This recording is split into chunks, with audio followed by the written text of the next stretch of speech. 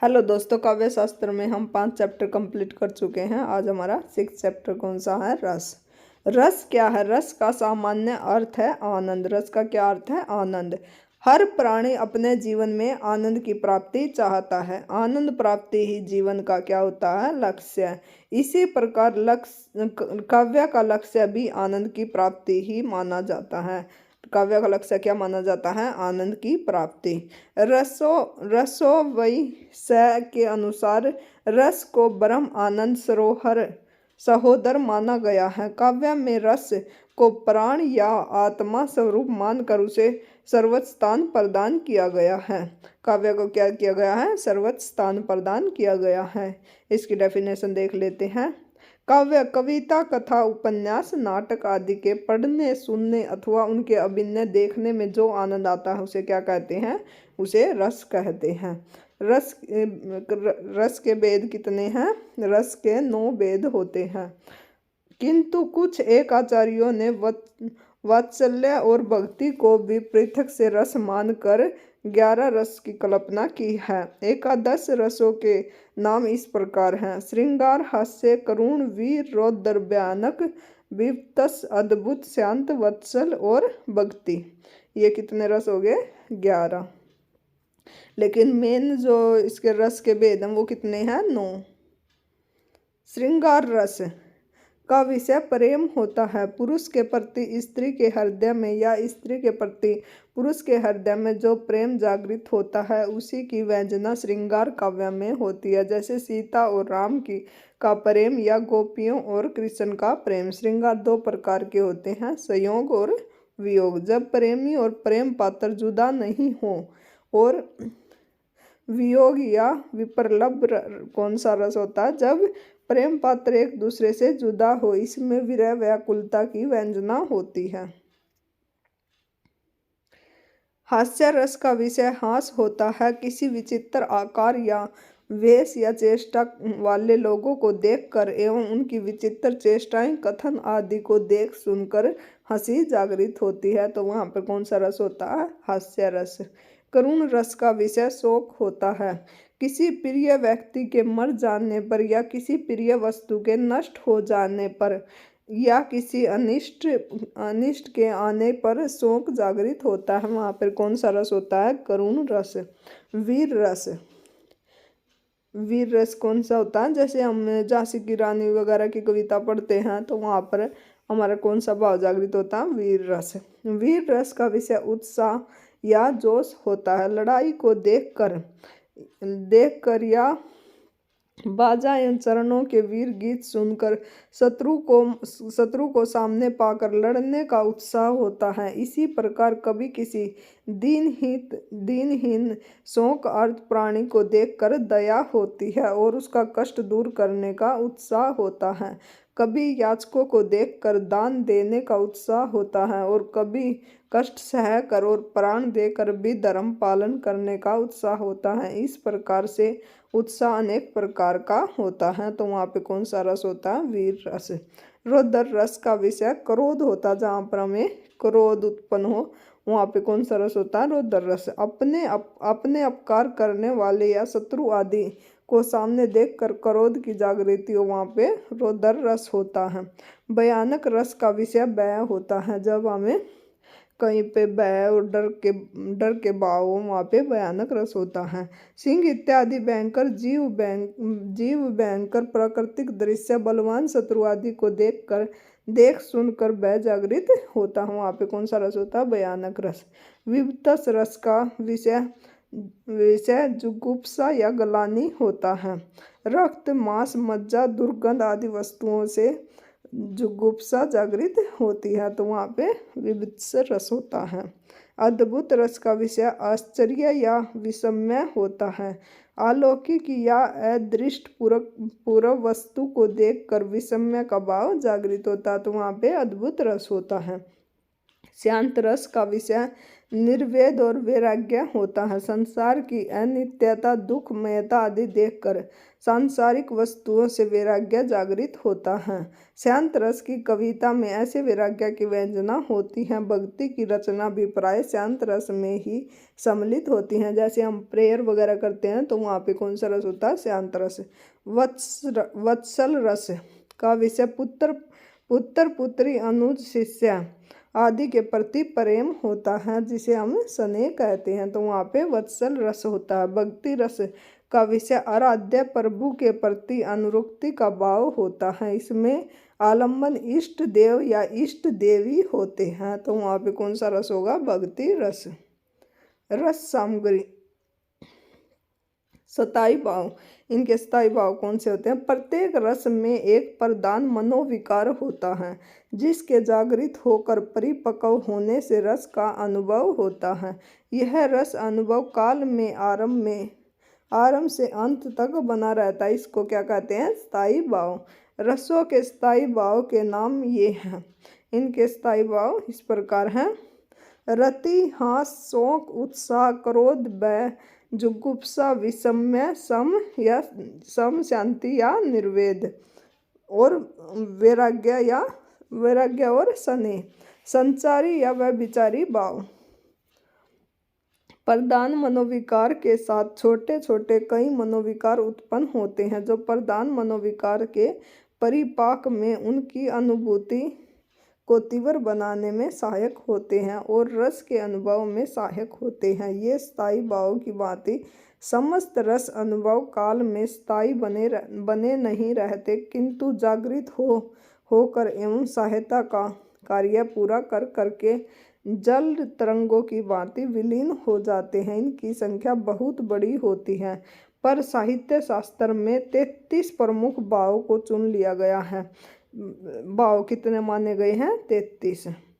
अतः संचारी भाव की संख्या 33 मानी गई है। ये भी क्वेश्चन कई बार रिपीट होता है कि संचारी भाव की संख्या कितनी है, तो संचारी भाव की संख्या कितनी है? 33।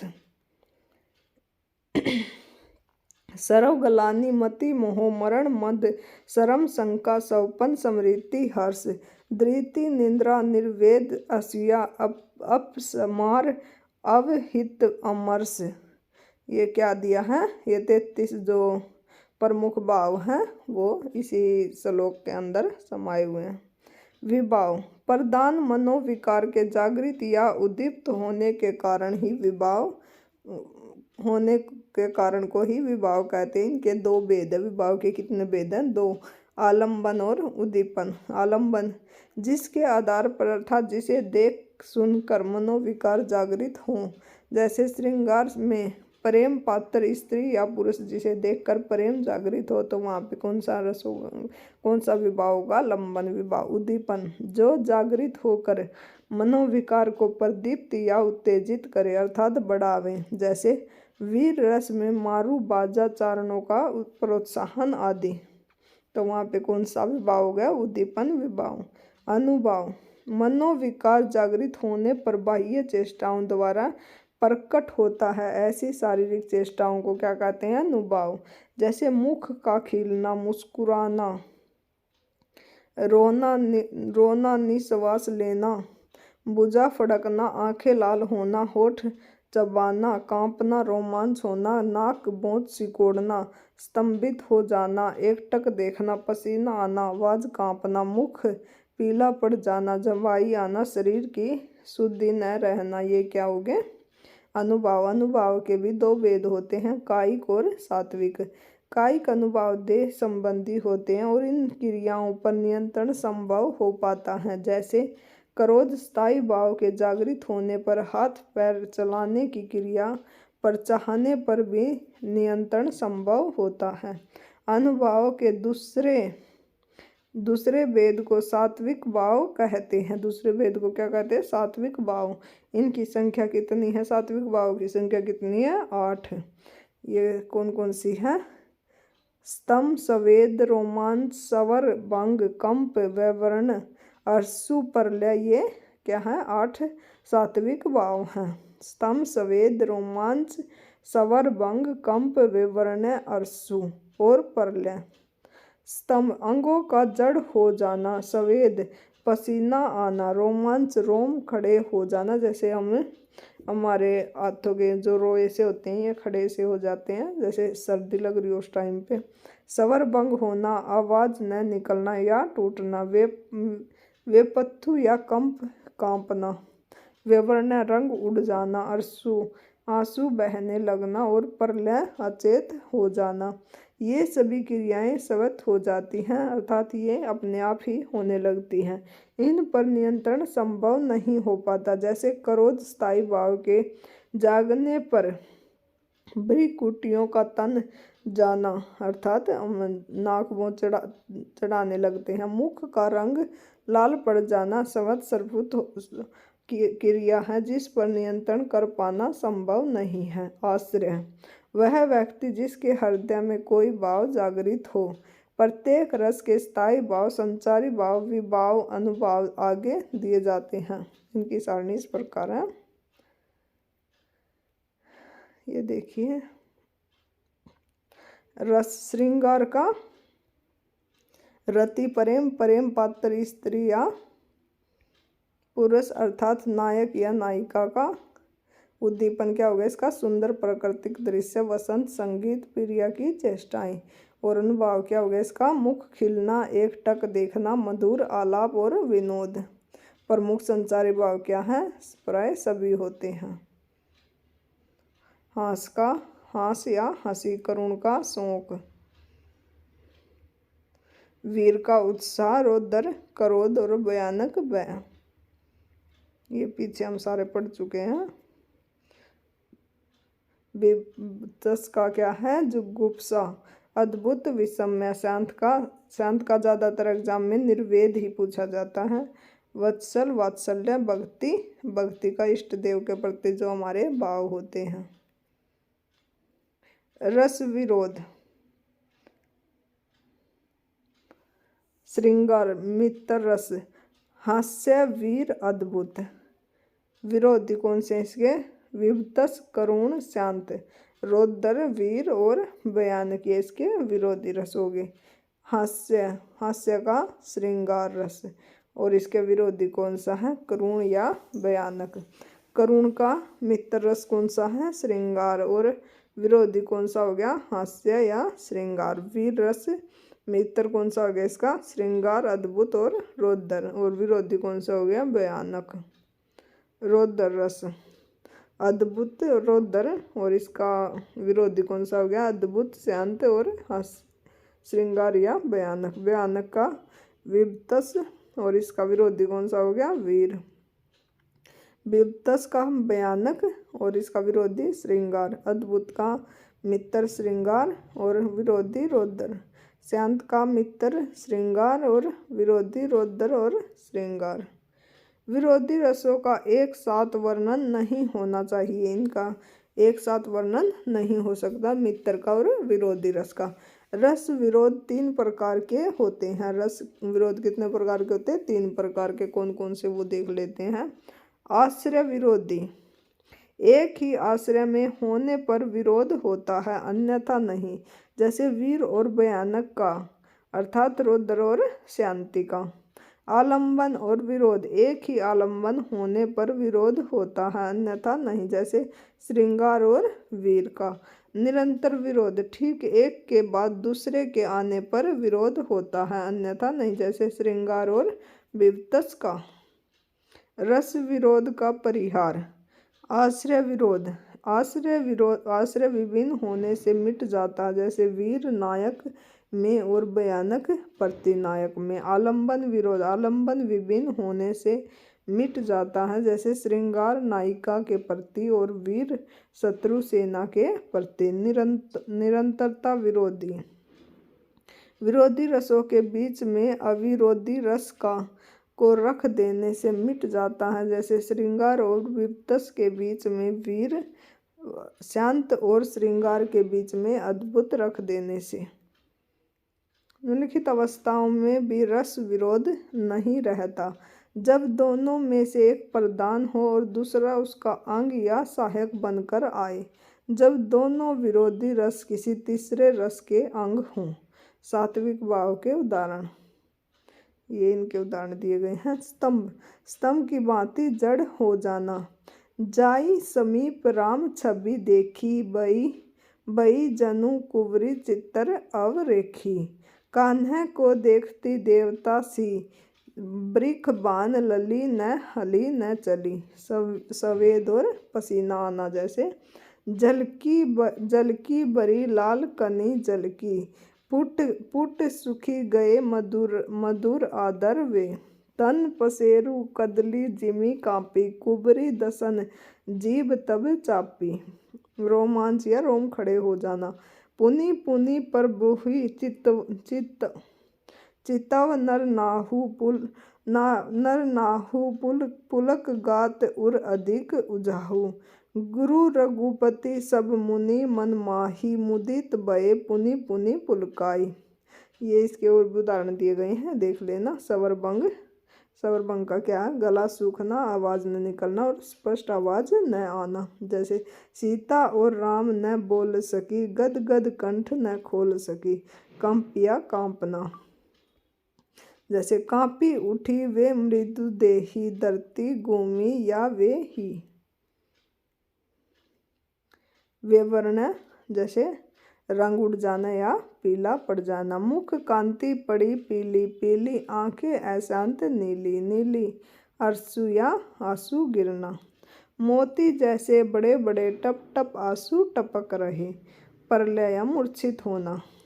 इधर उर्मिला मुगध निरी, कह कर हाय दड़ाम गिरी। संचारी भाव के और उदाहरण कौन से हैं? हर्ष, अभीष्ट सिद्धि आदि से उत्पन्न मन की प्रसन्नता। हंसने लगे तब हरि आहा, पूर्णेन्दु सा मुख खिल गया।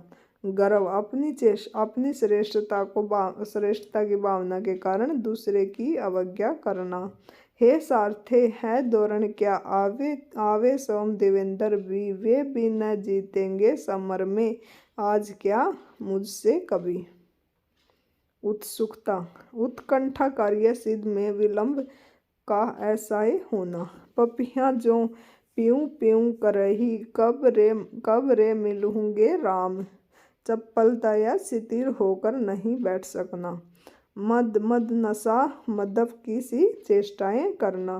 उन्माद, पागलपन, पागलों की सी चेष्टाएं करना। क्रीड़ा, लज्जा होना या लज्जित होना। अविहित्य, हर्ष भय आदि उत्पन्न भाव को लज्जा आदि के कारण छिपाने की चेष्टा करना। स्वप्न, सपना देखना। निद्रा, नींद आ जाना और विबोध क्या है? जाग उठना। श्रम, थकावट, श्रम का क्या होगा? थकावट। जैसे पुरते निकसी रघुवीर वधु, दरी दरी दये मग में डगदव। आलस्य, काम करने की इच्छा न होना। व्याधि, रुग्णावस्था या विरह दाह करना। अपसार, मिर्गी के रोग की सी अवस्था हो जाना। गलानी, शारीरिक असक्ति। जड़ता, हाथ पैर और मुख आदि कर्मेंद्रियों का अपना कार्य करने में असमर्थ हो जाना।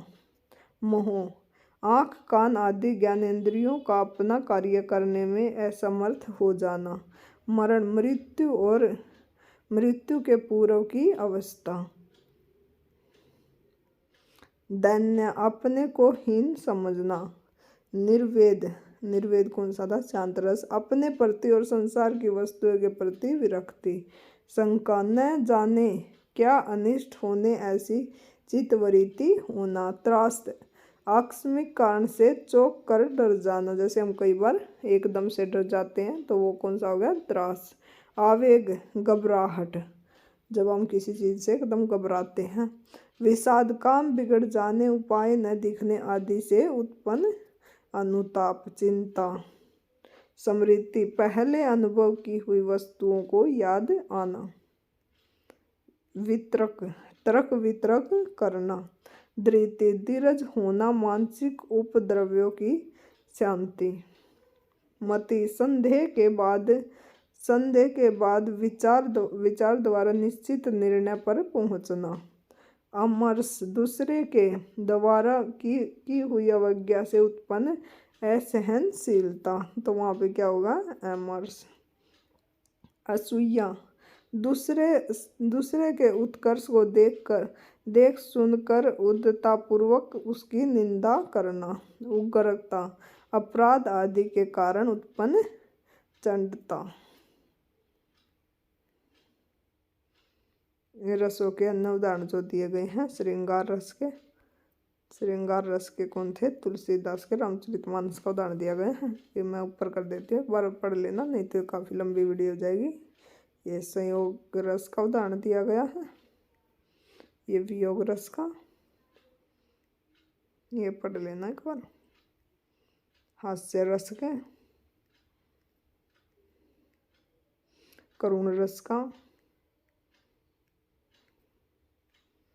ये वीर रस का उदाहरण है। रौद्र रस, ये भयानक रस का दिया गया है। ये विबतस, अद्भुत रस। शांत रस का, शांत रस का तो हम ये भी ले सकते हैं, जैसे हम स्कूल में प्रेयर वगैरह करते हैं, मालिक हम तुम्हारे बंदे। वत्सल रस और भक्ति रस का ये उदाहरण दिए गए हैं, देख लेना। छंद के बारे में हम नेक्स्ट वीडियो में देखेंगे। Thank you for watching.